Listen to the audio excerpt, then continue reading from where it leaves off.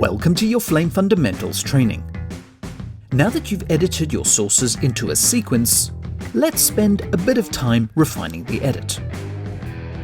This video will cover how to move segments around the sequence and how the various editorial modes will affect the outcome.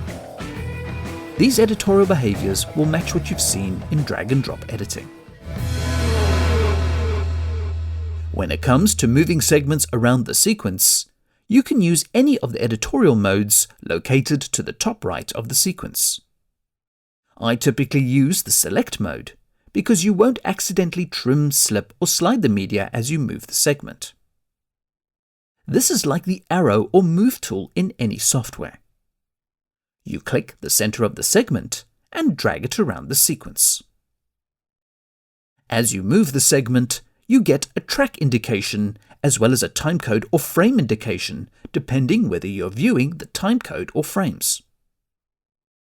This timecode indicates the record timecode from where the segment will start from, and the track indication shows the destination track for the segment. If you lift the segment above all the tracks, the track indication tells you a new track will be created for the segment. Obviously, you can't edit video on an audio track and vice versa. But if you drag a segment to the bottom of the screen, it will be deleted. When moving segments around the sequence, it is important to pay attention to the colors of the editing symbols and indications. Red indicates that ripple is off. This editorial mode will overwrite segments in the sequence. When ripple is on, the editorial indicators and symbols are yellow, which means as you move the segments around the sequence, you'll be performing an insert edit. You'll note how the sequence has automatically rippled the segments as you lift one off the track. Now you can toggle ripple on or off while already holding a segment. With the segment on the cursor, just press Option and the mode will switch while still holding the segment. Please note that using the quick toggle will not ripple the track where you pulled the current segment. It will only ripple the segments after you drop the one you were moving. This is very handy if you need to toggle the editorial mode while already adjusting the edit. The inverse also works when ripple is on. So if you've already picked up a segment and you want to overwrite the segment instead of inserting it, hold Option and the color indicators will turn red.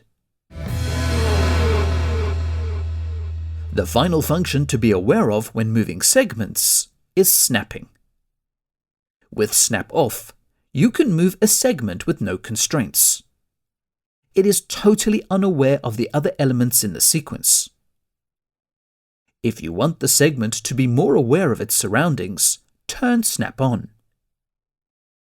The next time you move the segment, it will start snapping to elements of the edit. This includes the positioner, transitions, and markers. Please note that the head of the segment is snapping in the sequence. If you want the tail of the segment to snap in the sequence, hold Ctrl and move the segment in the sequence. And like you saw earlier with ripple, you can toggle snapping on and off dynamically.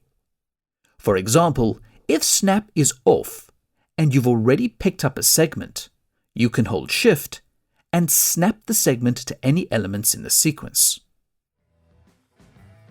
This functionality also works in reverse. If snap is turned on and you want to bypass the function, press Shift when moving the segment around the sequence. Please move on to the next video and don't forget to like and subscribe to the Flame Learning channel. Thanks for watching.